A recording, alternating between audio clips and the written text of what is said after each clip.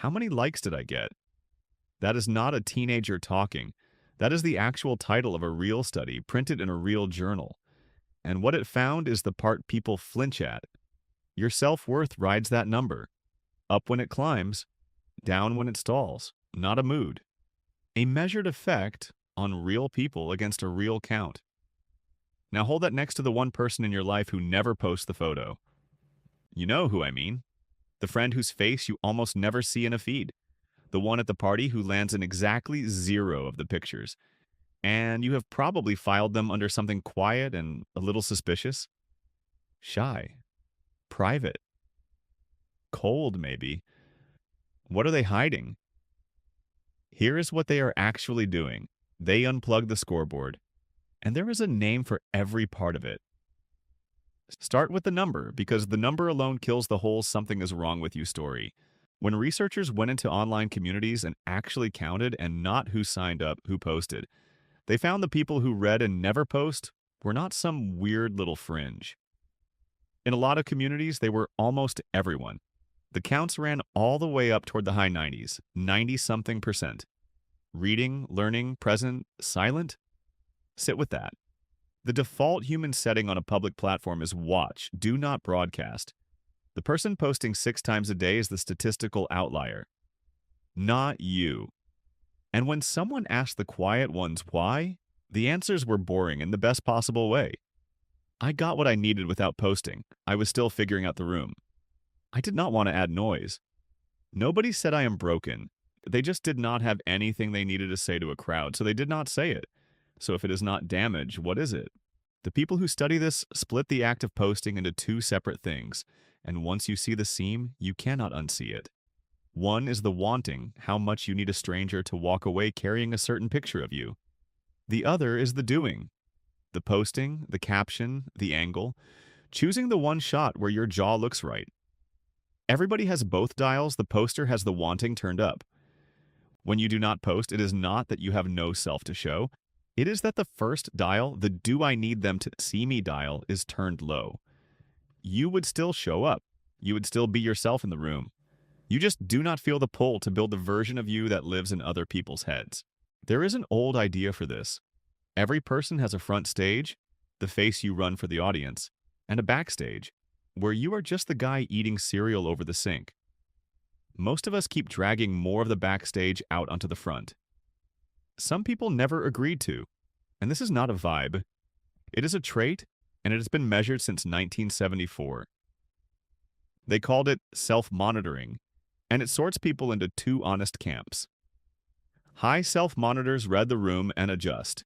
Different face for the boss, different face for the date, forever tuning the signal to fit the crowd. Low self-monitors run the same face everywhere. What you see is what they actually think, whether or not it plays. Read that again, because the culture has the labels backwards. The person who will not perform a different self for every audience is not the shifty one. They are the consistent one. The one whose outside matches their inside in the kitchen, at work, and on a platform built from the ground up for performing.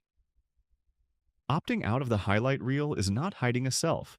For this kind of person, it is the only honest move on the table. Now, money. Every single post is a trade, whether or not you clock it. You hand over a piece of yourself.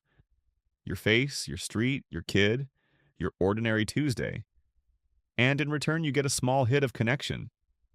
A few likes, the feeling of being in the loop. That is the deal on the table every time your thumb floats over share. Most people take the deal without reading it. Some people read it.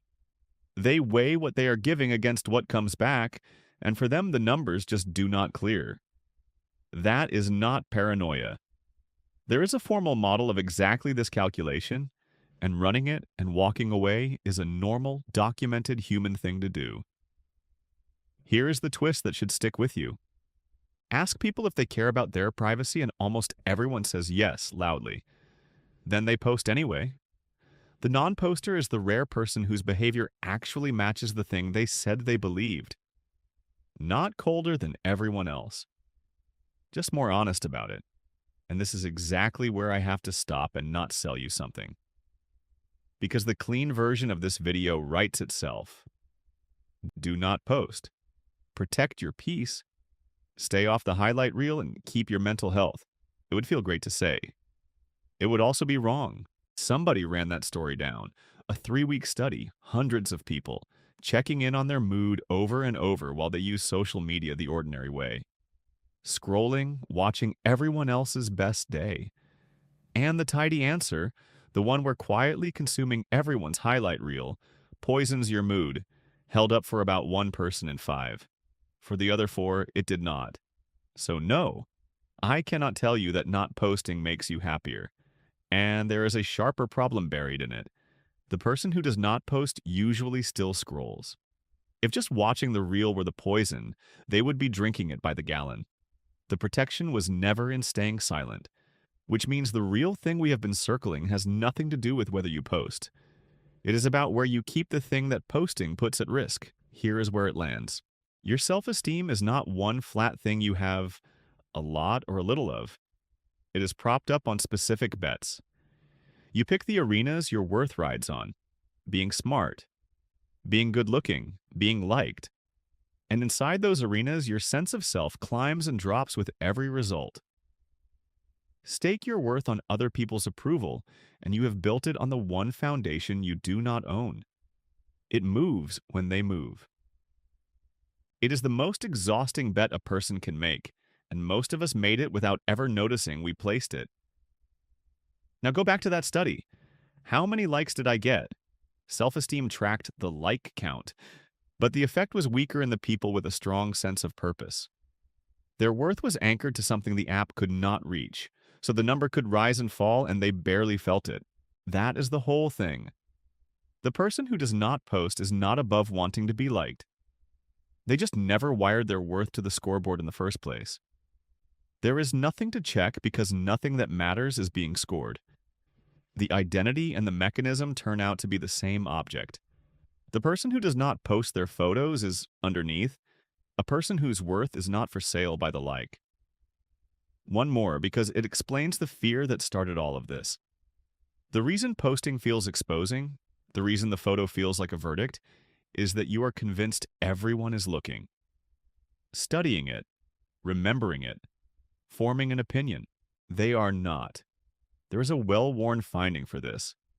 People wildly overestimate how much anyone notices them. They put people in an embarrassing shirt, sent them into a room full of strangers, and asked afterward how many of those strangers had clocked the shirt. Everyone guessed high. The real number came back around half of what they guessed.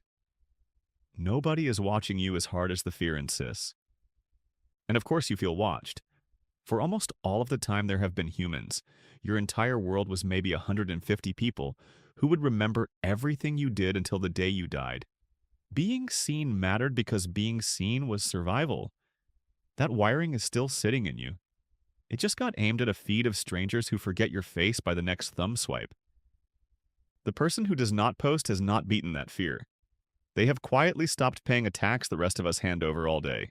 So the next time somebody is barely in the photos, you can drop the theory that something is wrong with them. They are not hiding. They are not cold. They are running a low dial, an honest face, a trade that does not clear, and a sense of worth that is not plugged into the wall. And the question that leaves is not should you post more or post less. That was never the real question. The real one is quieter, and it does not go away. When the scoreboard is off, when nobody is counting, when there's no number coming back at all, do you still know what you are worth?